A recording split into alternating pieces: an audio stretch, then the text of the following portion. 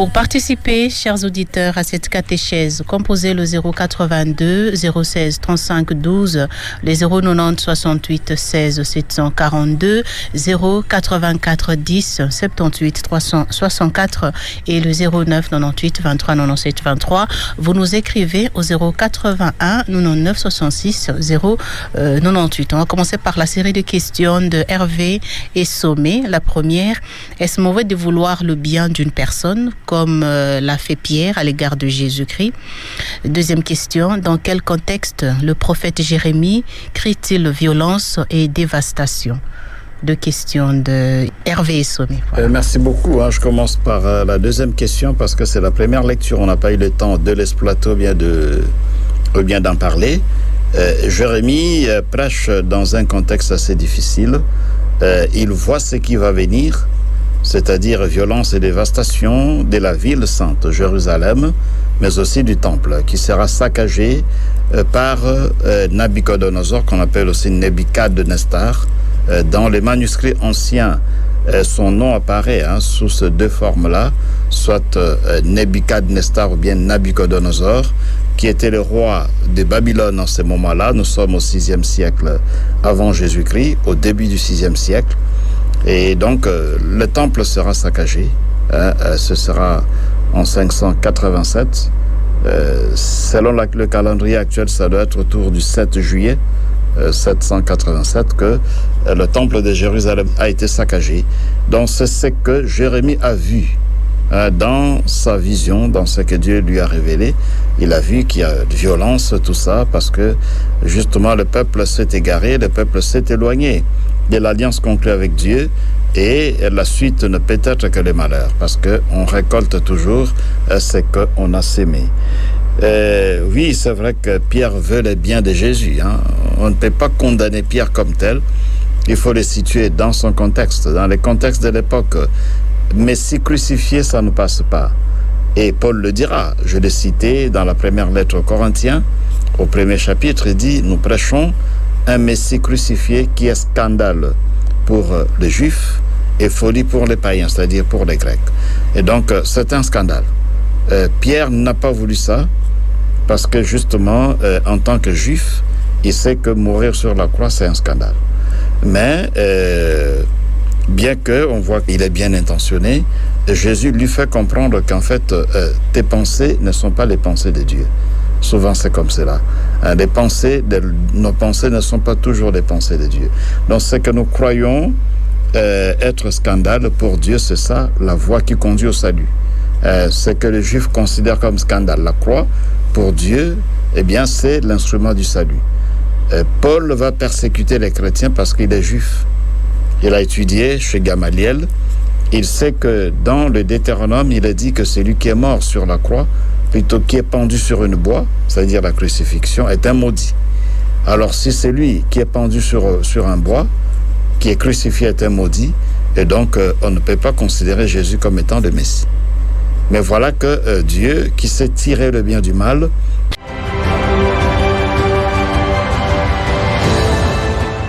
Deux questions restantes de Hervé et Sommet. Comment offrir au Seigneur notre corps comme un sacrifice capable de lui faire ou de lui plaire, je crois. Et pour terminer, que veut dire perdre sa vie au profit du Christ? Roger. Merci beaucoup à notre frère Hervé. D'abord, comment offrir notre corps en sacrifice? Paul dit notre corps est le temple de l'Esprit Saint. Et donc, essayer de faire en sorte que notre corps, dans tout ce que nous faisons avec notre corps, que nous cherchions la gloire de Dieu et les biens de tout homme. C'est ça, mettre notre corps au service du bien. C'est-à-dire le corps que nous devons absolument utiliser, n'est-ce pas, pour servir les autres, pour glorifier Dieu, ainsi de suite. Vous offrez votre corps en sacrifice saint dans la prière. Quand vous priez, les positions du corps sont importantes. C'est ainsi qu'en liturgie, dans l'Église, il y a des positions qu'il faut utiliser quand on prie. On peut être assis, mais pas assis de n'importe quelle façon. On peut être debout, mais pas debout de n'importe quelle façon, à genoux. Toutes ces positions-là, ça montre que nous prions avec le corps, pour que notre corps soit aussi ce que nous offrons au Seigneur comme sacrifice saint.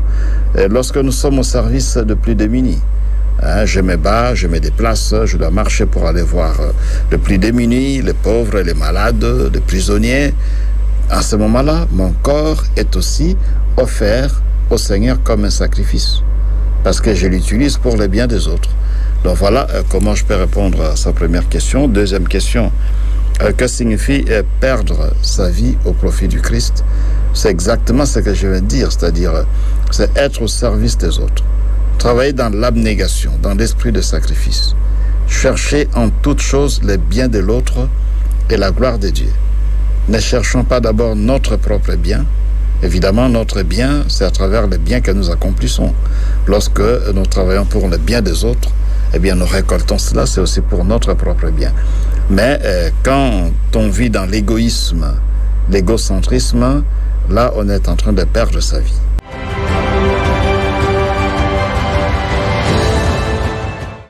Merci Père. Une question hors sujet de Yves Missa concernant la dîme. Est-ce qu'il faut seulement donner la dîme au prêtre?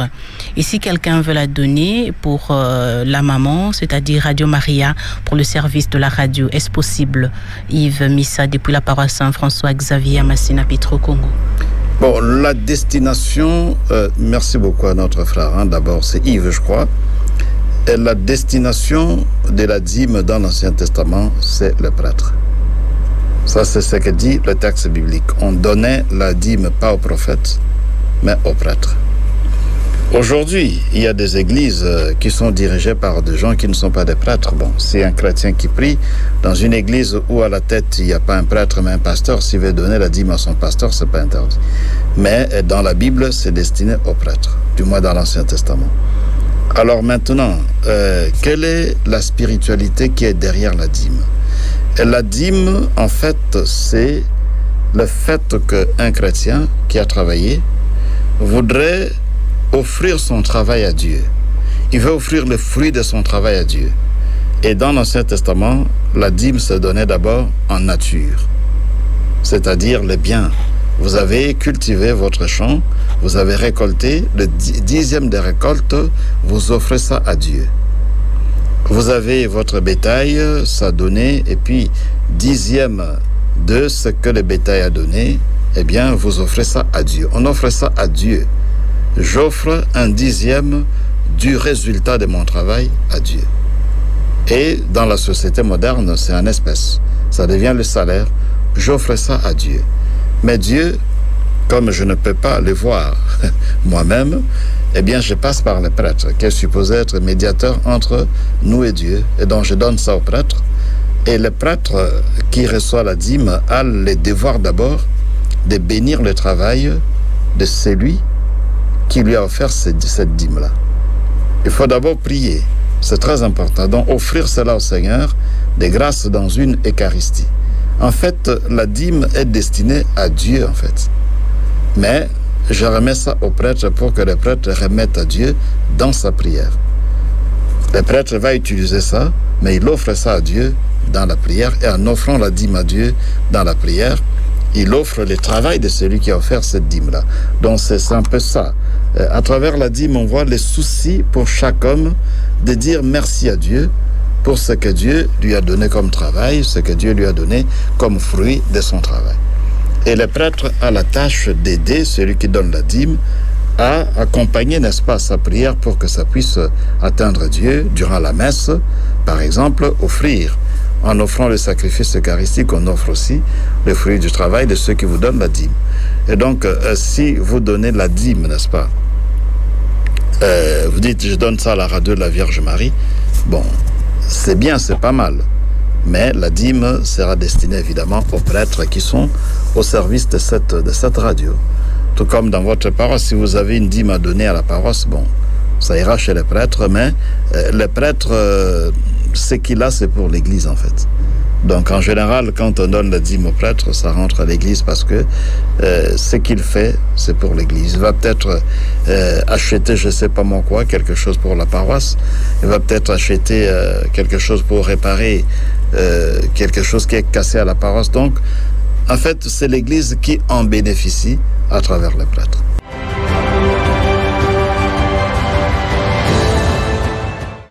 Bonjour, Padre. Merci pour la catéchèse. Mon père, quelle est la portée théologique de la parole de Jésus adressée à Simon? Je cite, « Quitte Satan, tes pensées ne sont pas des dieux. » Pétillon. Ok, tes pensées ne sont pas de Dieu, évidemment, c'est ça. Parce que les pensées des Juifs à l'époque n'allaient pas dans le sens du messianisme au sens où l'entend Jésus. C'est-à-dire que pour les Juifs, le Messie ne devrait pas passer par la croix. C'est ainsi que si Jésus dit à Pierre Satan, il ne faut pas voir à travers cette expression-là une sorte de diabolisation de Pierre. Mais Jésus, à travers cela, il veut dénoncer tout simplement ce que beaucoup de Juifs pensaient. Et pour les Juifs, le Messie doit être roi. Jean 6, après la multiplication des pains, on voulait prendre Jésus de force pour faire de lui roi, en Jean 6. C'est ça ce que pensaient les Juifs. Le Messie doit être roi au sens politique du mot. Et donc Jésus dit Satan parce que ce sont des conceptions qui ne sont pas reconnues par Dieu. C'est pas ce que Dieu pense. Dieu pense autre chose. Alors il complétera en disant tes pensées ne sont pas les pensées de Dieu. C'est-à-dire que le projet de Dieu pour sauver le monde nécessite que le Messie puisse mourir sur la croix. Le Messie doit passer par l'épreuve de la mort pour vaincre la mort.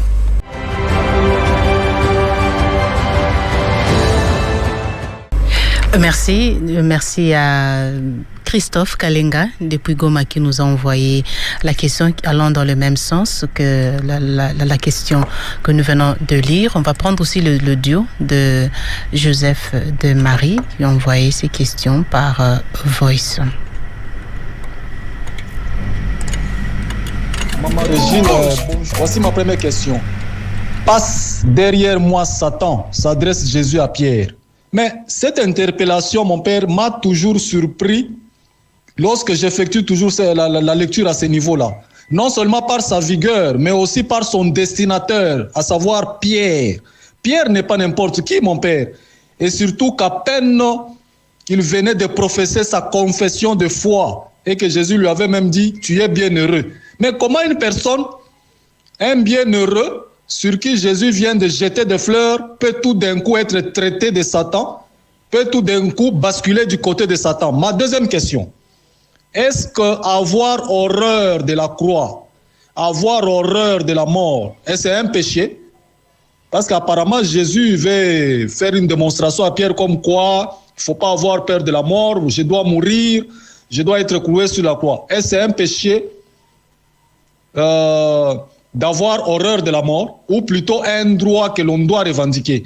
Pour terminer, est-ce que Jésus est de l'ordre de ceux qui prônent la souffrance comme le seul chemin qui mène au salut, alors qu'il y a un adage qui dit que tout chemin mène à Rome? Il y a quand même des saints qui n'ont pas souffert, mon père. Merci beaucoup pour moi, je m'arrête. Merci Joseph. Père Roger. Merci beaucoup à Joseph de Marie pour ces questions qu'il vient de poser. La première question, c'est clair que l'expression passe derrière moi Satan montre que Pierre est un saint, mais il n'est pas toujours saint. Parce qu'en nous, il y a toujours le bien et le mal. Et vous voyez un peu le revirement, parce que les dimanches précédents, Jésus avait dit à Pierre, celui qui t'a révélé cela, c'est pas la chair, mais c'est l'esprit qui t'a révélé cela. Mais les dimanches suivants, dans le même chapitre, Matthieu 16, Jésus dira à Pierre, passe derrière moi Satan, parce que dans tout homme, il y a le bien et le mal. Martin Luther King, le théologien protestant, disait que dans l'homme, il y a les enfers le plus inouï, mais il y a aussi le paradis. C'est-à-dire que dans l'homme, il y a le bien. L'homme est capable de faire beaucoup de bien, mais il est aussi capable de faire beaucoup de mal. Tout homme, sans exception, est capable de beaucoup de bien et capable de beaucoup de mal aussi. C'est ça ce que ça veut dire. Donc c'est en fait un avertissement adressé à chacun de nous. Personne n'est immunisé par rapport au mal, par rapport à la capacité à détruire ou à nuire aux autres. Donc tout homme est capable de faire beaucoup de bien à ses semblables, mais il est aussi capable de causer des torts inouïs aux autres. parce que dans tout homme, il y a le bien et le mal. Deuxième question, avoir horreur de la croix ou du péché, est-ce que c'est interdit? C'est un péché avoir horreur de la croix. C'est vrai que dans le contexte juif, la croix, c'est signe de malédiction et dont le Messie ne doit pas passer par la croix. Mais pour nous aujourd'hui, nous ne pouvons pas avoir horreur de la croix, parce que la croix, c'est ce qui nous a sauvés, et nous portons la croix les jours depuis que nous sommes baptisés au nom du Père et du Fils et du Saint-Esprit. Et pour nous, ça rappelle la croix. Lorsque nous faisons le signe de croix, nous disons au nom du Père et du Fils et du Saint-Esprit, ce qui veut dire que chacun de nous doit passer là où Jésus est passé. Jésus est comme l'aiguille, et nous sommes les fils. Vous mettez le fil dans l'aiguille, et donc là où l'aiguille passe, passera aussi le fil. Donc si Jésus est passé par là, personne ne pourra échapper à cela. C'est ainsi que dans notre vie, nous affrontons tous les épreuves. Chacun de nous a ses croix, ou sa croix. Chacun de nous a ses épreuves, a ses difficultés. Depuis d'ailleurs Adam et Ève. Donc après le péché d'Adam et Ève, Dieu l'a dit clairement que l'homme va manger à la sueur de son front, le mal est entré dans le monde, la souffrance aussi, c'est depuis longtemps. Et donc, sur ce point-là, je ne dirais pas qu'il faut juger sévèrement Pierre tout à l'heure, parce que je disais qu'il faut le situer dans son contexte. Mais pour nous, aujourd'hui, c'est clair que la croix, c'est un instrument de salut. Nous sommes sauvés par la croix. Est-ce que Jésus prône la souffrance comme la seule voie qui conduit au salut? Après, dans la période post-pascale, on peut dire que c'est ça, que l'unique voie qui nous a sauvés, c'est la croix. Il n'y en a pas d'autre. Mais dans la période, si on se situe avant Pâques, on peut dire qu'est-ce qu'on ne pouvait pas éviter de tuer Jésus? Oui, on pouvait éviter de tuer Jésus. Mais si on ne l'avait pas tué sur la croix, est-ce qu'il nous aurait sauvés? Oui, il nous aurait sauvés, certainement, parce qu'il est venu pour nous sauver. Et souvent, la même question revient, mais il faut revenir aux Écritures. Qu'est-ce que dit Saint Jean? Saint Jean dit, Dieu a tant aimé le monde qu'il a donné son Fils unique. Il nous a donné Jésus pour nous sauver, afin que tous ceux qui croient par lui soient sauvés. C'est ça le projet de Dieu. Le projet de Dieu, ce n'est pas de donner son Fils pour qu'on le crucifie, mais il nous le donne pour qu'en croyant en lui, nous soyons sauvés. Maintenant, comment va-t-il nous sauver? La méchanceté humaine a voulu que Jésus soit crucifié.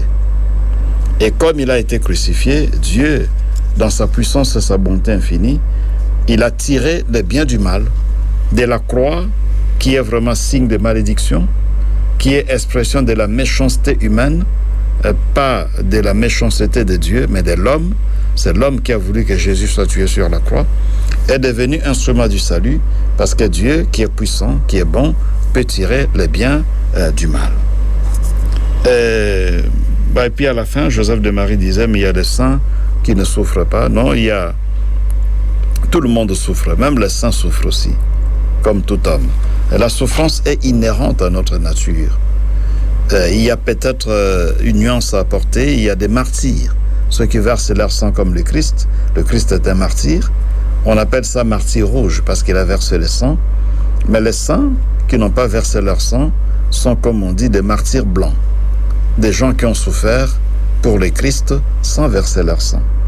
Et tout chrétien est appelé à passer par là. Nous ne souhaitons pas verser le sang à cause de Jésus. On ne souhaite pas ça, mais ça peut arriver aussi. Mais ce que nous souhaitons, c'est que nous souffrions pour la bonne nouvelle, pour l'évangile. Et lorsqu'on souffre pour la bonne nouvelle, pour la gloire de Dieu, pour le bien des autres, on est dans la rubrique qu'on appelle martyr blanc.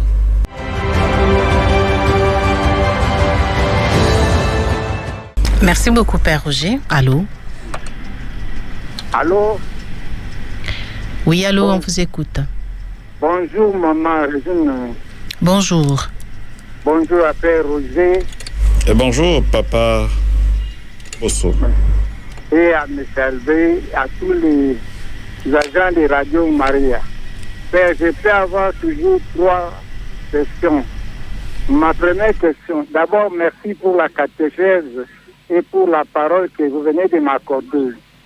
Ma première question, les lectures que nous lisons dans tous les dimanches de l'année liturgique, peut-être à l'année A, B et C, ce sont les mêmes lectures qu'on utilise dans toutes les églises catholiques du monde entier. Je ne sais pas moi faire. Ma deuxième question, là je peux être hors sujet si vous pouvez me comprendre. Quand Jésus-Christ passait là où Jean-Baptiste baptisait, au moment où Jean-Baptiste a vu Jésus plutôt passer, il a montré à ses disciples en disant « Voici l'agneau de Dieu qui enlève les péchés du monde. » Je ne sais pas moi. C'était avant que Jésus soit tenté au désert ou bien c'était après. Et maintenant, les disciples ont suivi Jésus-Christ ou bien ils ont rentré chez Jean-Baptiste. Troisième pour terminer, qui assume l'autorité de Jésus-Christ dans toutes les églises de notre époque pour le moment. Je ne sais pas. Nous pouvons dire que c'est Pape François. Votre réaction, Père. Merci. Merci, Papa Émile Mbosso. Merci beaucoup à Papa Émile Mbosso. On va répondre à ces trois questions qui nous ont été posées. L'ordo est universel, c'est-à-dire les lectures, même les prières aussi, de la messe, qui nous sont proposées dans l'ordo chaque jour. Prières, c'est-à-dire oraison de la messe, et puis les lectures. Première lecture, évangile, ou bien deuxième lecture, évangile pour le dimanche, c'est universel. C'est partout dans le monde. Dont 1,2 milliard de catholiques observent le même principe liturgique. On respecte l'ordo. L'ordo est universel.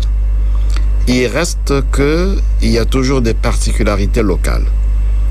Donc, il y a des particularités locales, mais ces particularités sont tout à fait... c'est insignifiant par rapport au reste. Donc, l'essentiel est observé par tous les catholiques à travers le monde. 1,2 milliard de catholiques qui prennent part à la messe, écoutent la même lecture. Dans première lecture évangile, même les oraisons sont les mêmes. Mais il y a des particularités locales. Par exemple, chez nous... les 12 août, par exemple, c'est la fête d'Isidore Bakanja. Mais il n'est pas fêté à travers le monde parce qu'il est bien heureux. Chez nous, c'est une fête. Ailleurs, c'est peut-être une mémoire facultative, donc on peut ne pas prendre les lectures du martyr de Bakanja. Ou encore la Toussaint. La Toussaint, c'est le 1er novembre. Mais chez nous, voilà, pour des raisons que je vous ai expliqué l'autre fois là, étant donné que la Toussaint n'est pas fériée dans notre pays. Donc la conférence épiscopale a décidé que ça soit célébré le dimanche qui suit ou le dimanche qui précède. Tout comme aussi l'Assomption de la Vierge Marie, c'est le 15 août dans l'Église universelle. Mais chez nous, comme le 15 août n'est pas férié, c'est pas chômé, et donc on célèbre ça le dimanche qui précède ou qui suit le 15 août. Mais dans l'essentiel, pour le reste, l'ordo est universel. Qui assume, voici l'agneau de Dieu, c'est en Jean 1, là où Jean voit Jésus et dit à ses apôtres, voici l'agneau de Dieu, qui enlève les péchés du monde, depuis les deux disciples suivent Jésus. Est-ce que c'est avant le désert ou après? C'est une question qui est assez complexe parce que il faut refaire la chronologie. La chronologie des gens est différente de la chronologie que proposent les synoptiques. Déjà, si vous voyez déjà la Pâque, c'est déjà un problème parce que chez Saint Jean, Jésus meurt avant la Pâque. Tandis que chez Matthieu, Luc et Matthieu, Marc et Luc, Jésus meurt après la Pâque ou en pleine fête de Pâques. Donc, entre Jean et les autres, la chronologie n'est pas toujours la même. Et pour concilier l'une et l'autre tendance, c'est pas évident. C'est très complexe, voire difficile. Et donc, ce que je peux dire, c'est que, en fait, chez les synoptiques, après les baptêmes, Jésus est parti au désert. Après le désert, il revient, il choisit les apôtres. C'est ça c'est chez les synoptiques. Donc, baptisé, il va au désert, et ça a même un sens. Parce que le peuple juif passe par la mer Rouge, qui est la préfiguration un peu de notre baptême, si vous voulez, parce que la nuit de Pâques, quand on baptise les gens et puis on lit les passages de la mer Rouge, traverse la mer et va au désert. Jésus aussi passe par les eaux du Jourdain où il est baptisé, il va au désert où il est tenté. Et ça rappelle un peu l'itinéraire du peuple juif. Mer Rouge, il traverse les eaux de la mer Rouge, il entre au désert où il va affronter des épreuves du désert, le peuple juif. Jésus aussi passe par les eaux du Jourdain où il est baptisé, il va au désert où il est confronté aux épreuves pendant 40 jours.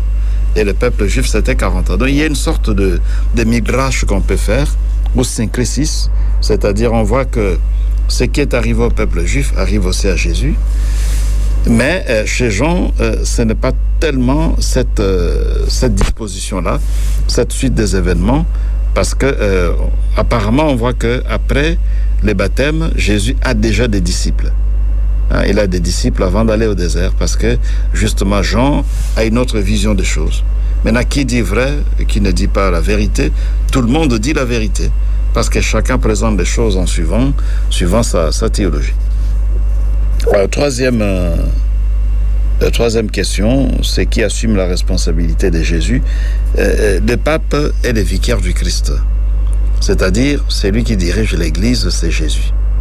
Le pape est le vicaire. C'est étonnant, c'est significatif de voir que pendant les conciles Vatican II, le pape Saint Jean XXIII, avait renoncé à son siège. On avait préparé un siège pour lui, il a renoncé, et à la place, on a mis la Bible ouverte pour dire que c'est Jésus lui-même qui dirige les conciles, parce que c'est Jésus qui dirige l'Église. Dans une paroisse, vous avez les curés et les vicaires. Et celui qui dirige, c'est le curé, le vicaire, il aide les curés. Et dans l'Église, c'est la même chose. Celui qui dirige, c'est Jésus, le pape est le vicaire du Christ. Mais évidemment, dans l'organisation concrète ici sur Terre, on sait que la référence, c'est le pape. Il a les titres de vicaire du Christ parce que l'Église est dirigée par Jésus lui-même, mais concrètement, c'est le pape qui est la référence pour nous tous. C'est lui qui est à la tête de l'Église, ici sur Terre.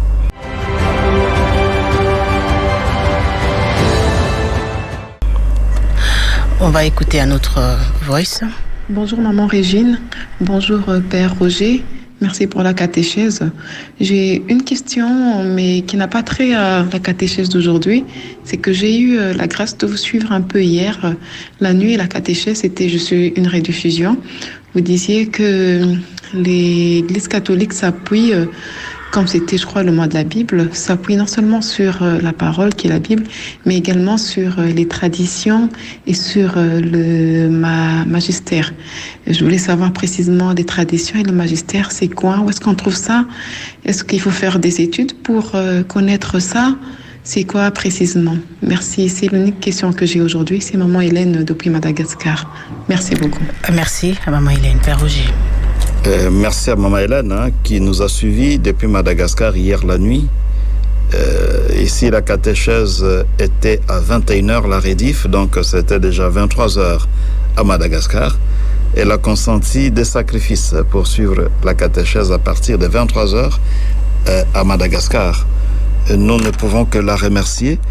Alors maintenant, la question qu'elle pose est très pertinente. C'est une question sur laquelle nous allons revenir.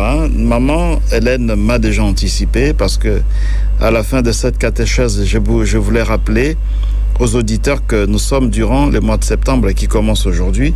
C'est le mois de la Bible. C'est ainsi qu'hier soir, maman Régine a proposé justement à 21h cette rediffusion d'une catéchèse sur le mois de la Bible, pour introduire le mois de la Bible. Et donc, nous allons revenir là-dessus durant tous ces mois. Et il y a la Bible, il y a la tradition et le magistère. Parce que la parole de Dieu, c'est une réalité qui est spirituelle. La parole de Dieu est d'abord spirituelle. La parole de Dieu ne s'enferme pas dans des livres, c'est impossible. On ne peut pas enfermer ça dans des livres parce que ce qui est spirituel ne s'enferme pas dans la matière. Les livres, la Bible, c'est la matière. Il y a les papiers, tout ça, les textes écrits. Et la parole de Dieu ne s'épuise absolument pas dans la Bible. Donc c'est d'abord une conviction théologique. qui vient de notre foi en tant que catholique, on s'est dit, la parole de Dieu, on ne peut pas réduire ça à la Bible. D'ailleurs, la Bible elle-même est modeste. Si vous lisez Saint Jean à la fin, Saint Jean dit ceci, que Jésus a fait beaucoup de choses. Ce sont pratiquement les derniers versets de l'évangile de Jean, Jean 21. Il a fait beaucoup de choses et on ne peut pas tout écrire. Même si on écrivait, on tentait d'écrire tout, les livres qu'on produirait ne pourra pas être contenus dans le monde. C'est une façon pour Jean de nous dire que le statut théologique de la parole de Dieu est tel que on ne peut pas l'enfermer dans des livres. Ça va au-delà des livres, la parole de Dieu, parce que c'est une réalité qui est tout à fait spirituelle. Et donc, nous devons être modestes. Ce que nous avons comme Bible ne dit pas tout sur la parole de Dieu. D'ailleurs, vous voyez, nous avons, combien nous les catholiques, nous avons 73 livres de la Bible. 73.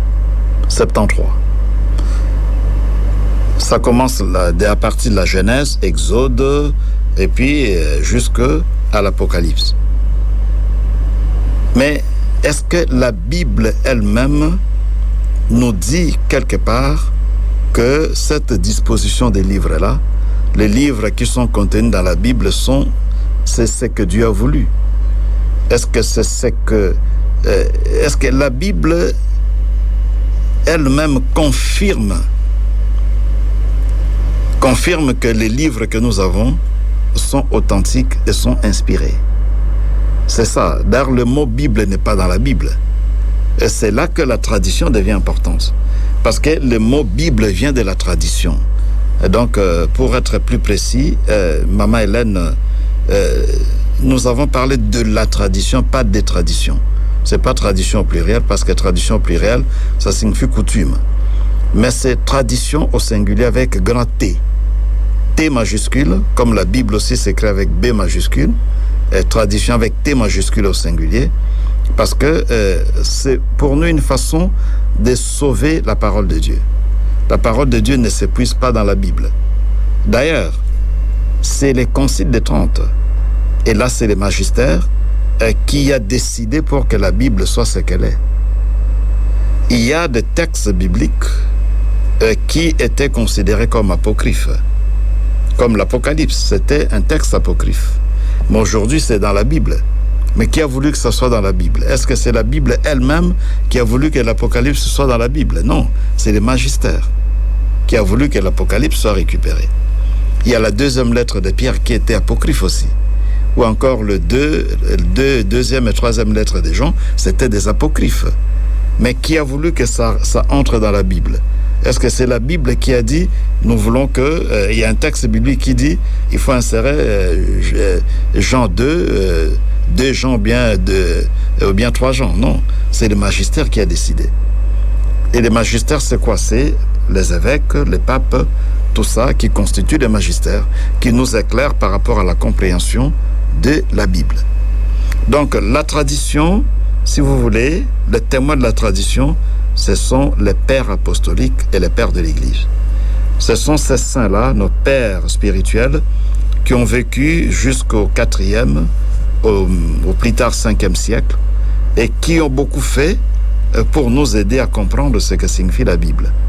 Vous avez de Saint Jérôme qui a traduit la Bible en latin, Saint Augustin, et tant d'autres pères de l'Église que vous connaissez, Saint Ignace d'Antioche, Saint Polycarpe, Saint Justin, tant d'autres, sont des témoins de ce qu'on appelle la tradition.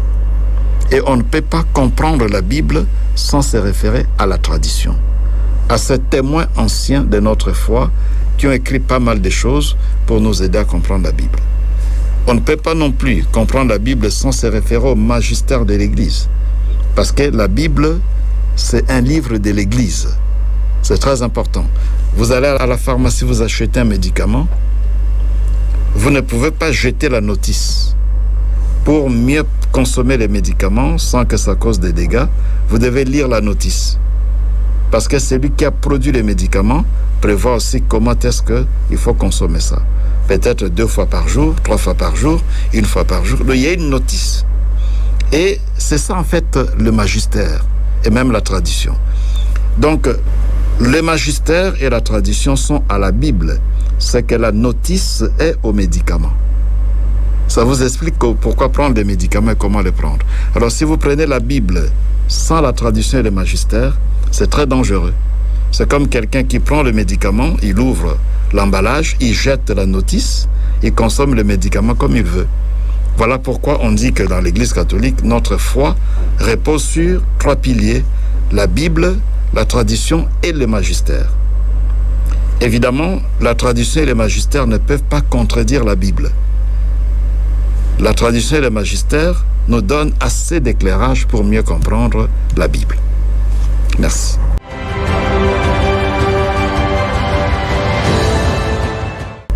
Merci Père. On va terminer par la question de Pétillon.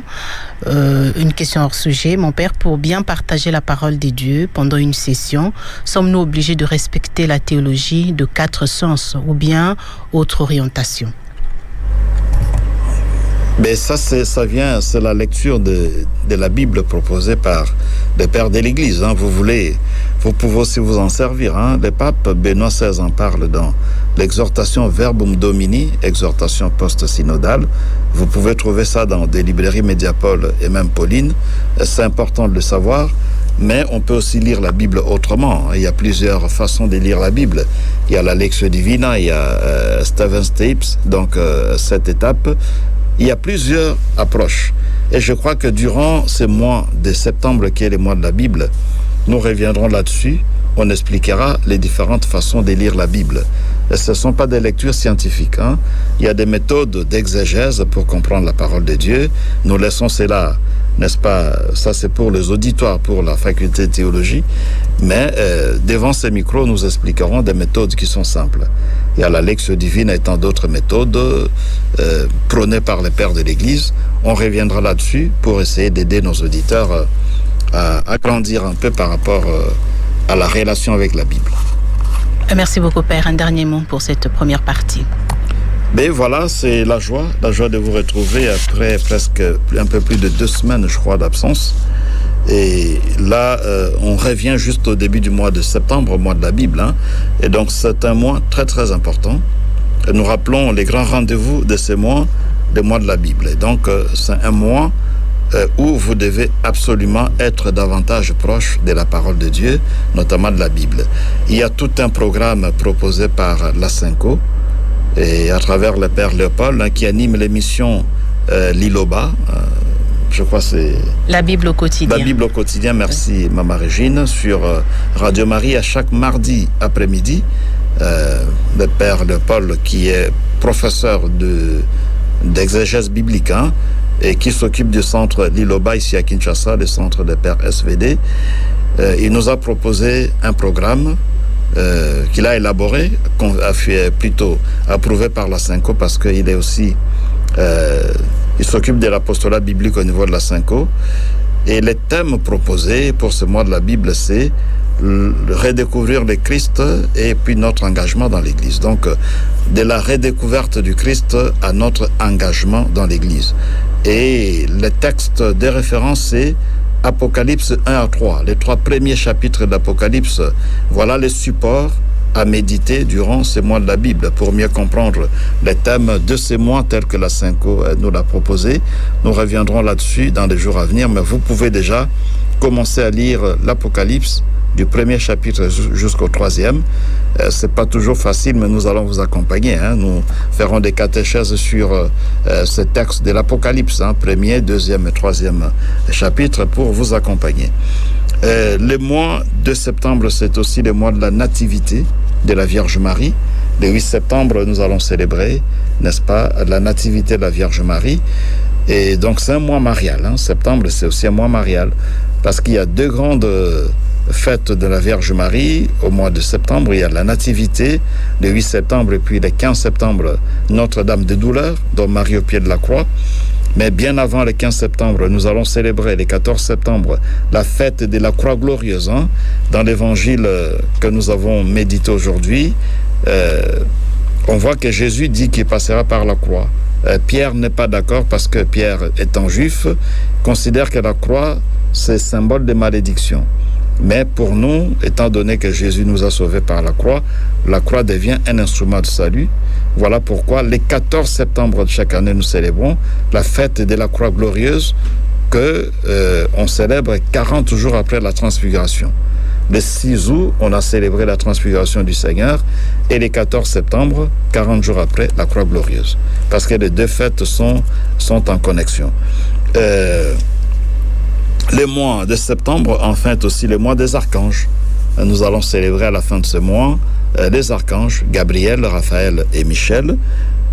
N'oublions pas qu'à la fin de ce mois, le 30 septembre, nous célébrerons aussi Saint Jérôme, qui est le patron des exégètes, le patron des biblistes, parce que c'est lui qui avait traduit la Bible, de l'hébreu en latin et puis du grec en latin, la Bible dite Vulgate.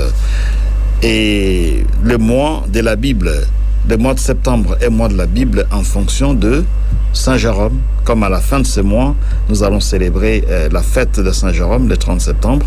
Voilà pourquoi tous les mois de septembre, comme l'Église l'a voulu, est le mois de la Bible. Donc je vous souhaite un fructueux mois de septembre, que ce mois soit pour vous un mois de grâce, un mois de surprise agréable de la part du Seigneur, grâce à l'intercession maternelle et bienveillante de la Vierge Marie. Merci. Merci beaucoup, Père Roger. Merci à vous, chers auditeurs et auditrices, de nous avoir suivis, d'avoir participé à cette catéchèse rétroactive. Merci à vous tous de nous avoir suivis donc de partout.